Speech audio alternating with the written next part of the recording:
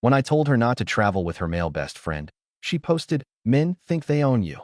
I said nothing, just updated my status to single, canceled the wedding, and told her to find a new place.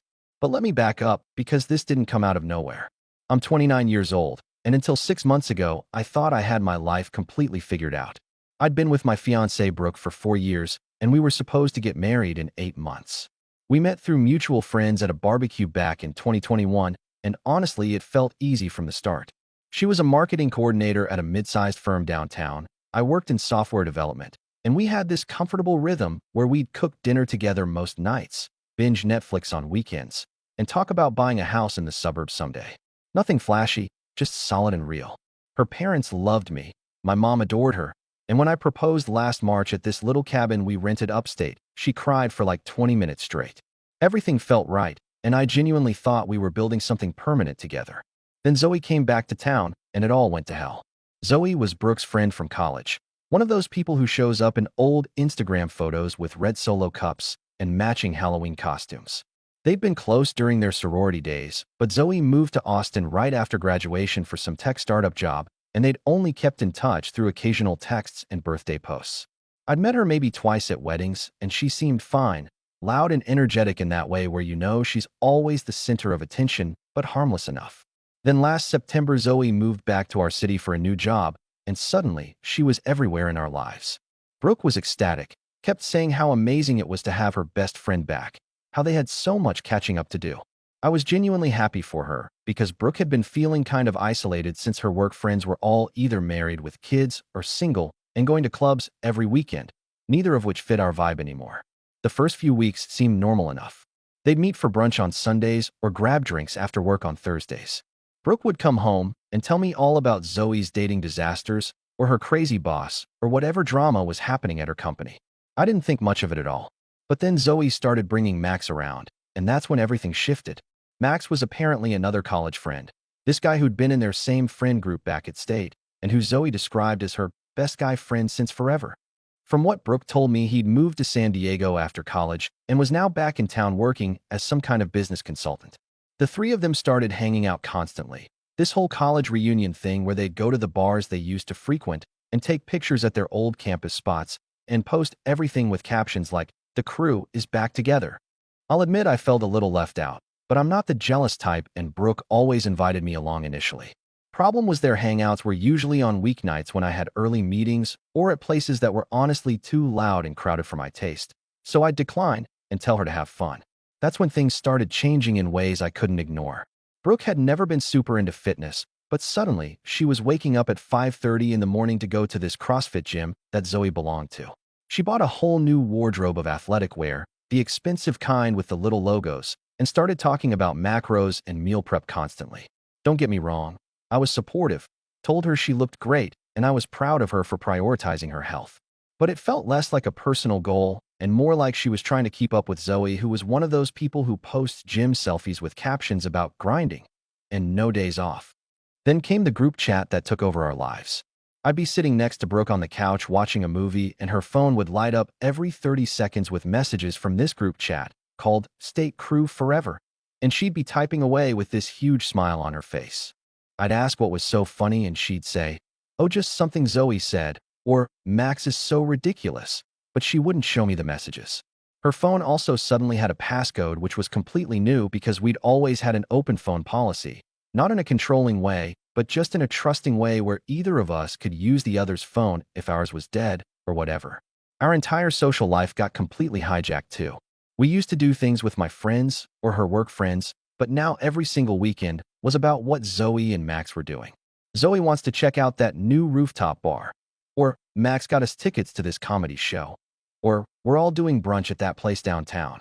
It was always the four of us, and honestly Max seemed like a decent enough guy at first. Maybe a little too much of that finance bro energy where everything's a humble brag about his apartment or his car or his gym routine, but friendly on the surface. What really bothered me was how Brooke acted around them though. She laughed louder, drank way more than usual, stayed out later on work nights. A few times she came home past midnight on a Tuesday when she had work at 8 the next morning, and when I'd ask if everything was okay, she'd get immediately defensive and snap. I'm allowed to have fun with my friends, which wasn't what I was saying at all. The real breaking point came about 3 months after Zoe moved back. We were at this Italian restaurant for Zoe's birthday. Nice place with candlelight and expensive wine, and I was trying to be social even though I'd had a brutal week at work and honestly just wanted to be home. Zoe was holding court as usual, telling some story about a disastrous Hinge date she'd been on, and everyone was laughing like it was the funniest thing they'd ever heard. Then between the main course and dessert, Zoe gets this look on her face like she's about to announce something huge.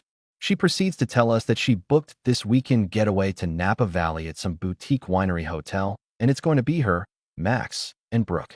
Just the three of them, like old times, a whole weekend of wine tasting and spa treatments and reconnecting with their college roots. I'm sitting there thinking she's going to extend the invitation to me, but she doesn't.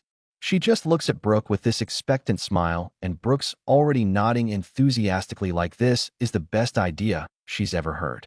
I kept my voice casual when I asked if it was just the three of them going. Zoe waved her hand dismissively and said something about it being a college friend's nostalgia thing. Brooke squeezed my hand under the table and told me I'd be bored anyway since I don't even like wine that much, which was true, but also completely beside the point. I didn't make a scene at the restaurant, just said we'd talk about it later, but I could feel my jaw clenching for the rest of the meal. On the drive home, I asked Brooke if she really thought it was appropriate to go on a romantic weekend trip with another guy while we were engaged and planning a wedding. She got immediately defensive, said Max was just a friend and I was being insecure. I told her it wasn't about trust, it was about respect and boundaries.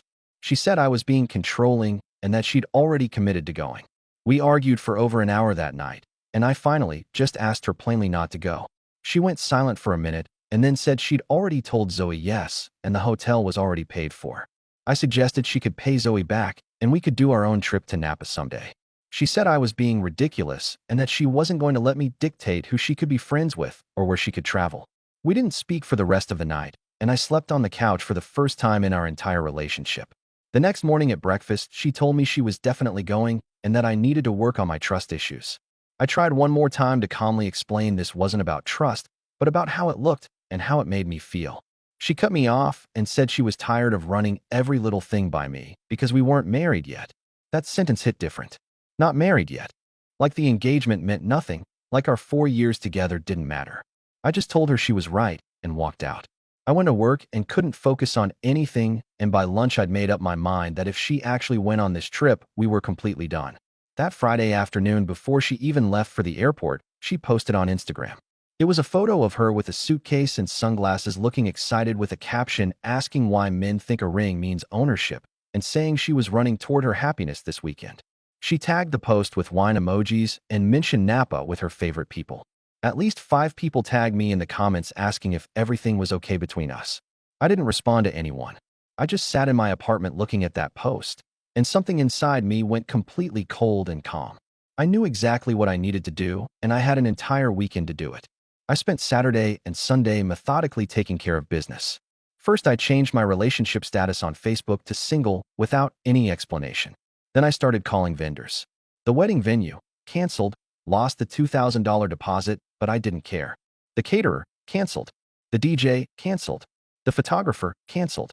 Every single vendor got a call, and every single contract got terminated. I documented everything in a spreadsheet because that's just how my brain works when I'm in crisis mode. Then I called Brooke's parents because I actually had a good relationship with them and I wanted them to hear it from me first. I explained what happened, told them about the Instagram post, told them I'd canceled the wedding. Her mom actually cried on the phone and apologized to me, said she was ashamed of her daughter's behavior and that she'd raised her better than this. Her dad was quieter, but I could tell he was disappointed in Brooke too. The last thing I did was draft an email to Brooke. The subject line was just, "You have 30 days." And I attached a formal eviction notice because technically the apartment lease was only in my name. I didn't write a long emotional letter or explain myself. The notice said everything that needed to be said. I sent it Sunday evening, and then I did something I hadn't done in 4 years. I downloaded a dating app.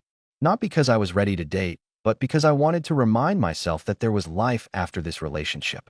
I swiped for maybe 20 minutes before I got tired of it and went to bed. Brooke didn't see any of it until Sunday night when she got back from Napa around 9. I was sitting on the couch watching a basketball game when she walked in all glowing and relaxed. She started telling me about the wine tastings and the amazing dinners they had and how beautiful the vineyards were. I just looked at her calmly and told her to check her email. She pulled out her phone looking confused, and I watched her face change as she scrolled. First confusion, then shock, then complete panic. She asked if I was serious, and I told her completely serious. She started crying immediately and saying I was overreacting, that it was just a weekend with friends, that nothing happened with Max. I told her I didn't actually care if anything happened or not because the disrespect alone was enough for me to be done. She begged me to reconsider, said we could go to counseling, said she'd cut off Zoe and Max completely if that's what I wanted. I told her it was way too late for that, and she needed to figure out where she was going to live. She ended up calling her sister Madison, who lived across town, and packed a bag that night. Before she left, she screamed at me that I'd regret this, that I was throwing away 4 years over nothing, that everyone would see what a controlling psycho I was. I didn't engage at all, just held the door open and waited for her to leave. The apartment felt incredibly quiet after she was gone, but also somehow lighter, like I could finally breathe properly for the first time in months. The next few weeks were messy, and that way breakups always are. Brooke stayed with Madison and kept texting me these long emotional messages about how much she loved me and how I was making a huge mistake. I didn't respond to any of them at first. My friend Ray, who'd been my roommate before Brooke moved in, offered to move back in to help with rent. But then about 3 weeks after the breakup, Brooke's texts changed completely. They became less defensive and more genuinely apologetic. She admitted she'd gotten caught up in reliving her college days and had lost sight of what actually mattered. She said she'd already cut off Zoe completely and that she wanted to fight for us. I'll be honest, 4 years is a long time to just throw away over one bad decision. We'd built a life together, and maybe I'd been too hasty in burning everything down. My mom had been calling me asking if I was really sure about this, saying that sometimes people make mistakes and deserve second chances. So after about a month of Brooke consistently apologizing and showing real remorse, I agreed to meet her at this diner near our old apartment. She looked genuinely remorseful when she walked in, not defensive or angry like before. We talked for over 2 hours about everything that had gone wrong, about boundaries and respect and communication. She swore nothing had happened with Max and Napa, that it had just been wine tasting and dinners as friends. She cried and told me she understood why I'd reacted the way I did, and that she'd spend however long it took rebuilding my trust. Against my better judgment, and definitely against Ray's advice, I agreed to give it another shot. We decided to take it slow, start over almost like we were dating again. She moved back in about 2 weeks later, and for the first month things were actually really good. She was attentive and present in a way she hadn't been in months. No more secret group chats, no more late nights out, no more Zoe drama. We went to couples counseling twice a week and started talking about maybe planning a smaller wedding for the following year. Ray moved out again, though he told me I was making a huge mistake and that I'd regret this. I thought maybe we'd actually make it through this and come out stronger than before. Then about 6 weeks after we got back together, I found her old iPad. She'd left it charging in the closet, and I grabbed it thinking it was mine because we had the same model. When I unlocked it, I realized it was hers, and I was about to put it back when I saw iMessage notifications popping up. Here's the thing about iPads. They sync to your phone and keep message histories even after you delete them from your phone. I know I shouldn't have looked, but something in my gut told me to check. I opened her messages with Max, and my stomach just completely dropped. The messages went back months, way before the Napa trip even happened. Max had been telling her he'd always had feelings for her since college, that he thought about her constantly, that seeing her again made him realize she was the one who got away. And Brooke had been responding and not shutting him down at all. Messages like, "You always knew how to make me feel special, and sometimes I wonder what would have happened if we dated back then." There were inside jokes and late-night conversations, and this whole emotional affair I'd known nothing about. Then I scrolled to the Napa messages and found photos she'd never posted publicly. Pictures of them holding hands on a vineyard tour. A photo of them kissing at sunset with wine glasses in their hands. A selfie of them in bed together with the caption, "Best weekend ever." I felt physically sick sitting there on the closet floor. I realized the woman who'd been sleeping next to me for the past 6 weeks, crying about second chances, had been lying to my face the entire time. I didn't confront her immediately. I took screenshots of everything and sent them to my email. When Brooke got home from work that evening, I had all the evidence pulled up on my laptop. I just turned the screen toward her without saying a word and watched her face go white. She started with denials, then excuses about how it was just emotional support. I pulled up the kissing photo and the bed selfie and asked her to explain those. She broke down crying and admitted they'd hooked up that weekend in Napa, but swore it was just once. I told her to pack her stuff and get out immediately. This time there was no begging that would work. No counseling, nothing. Ray helped me change the locks that same night. Brooke went back to Madison's, and I blocked her everywhere. But here's where karma really hit. About 2 weeks later, a mutual friend told me Max had a serious girlfriend in Portland the entire time, over 2 years together. His girlfriend found out about Napa and confronted him. He threw Brooke under the bus completely, said she'd pursued him, then blocked her everywhere. So Brooke had destroyed our 4-year relationship for a guy who used her and ghosted her. She'd lost me, lost Max, lost Zoe, who'd been fired for fraud, and was living on her sister's couch unemployed. Meanwhile, I got promoted at work, started dating someone new named Zara who actually respected me, and felt better than I had in over a year. Last I heard, Brooke moved to a different city because too many people knew what she'd done. Sometimes I think about those 4 years and wonder if any of it was real, but mostly I'm just grateful I found out who she really was before we actually got married. What do you think about this story? Let me know in the comments, drop a like, and don't forget to subscribe for more real-life stories.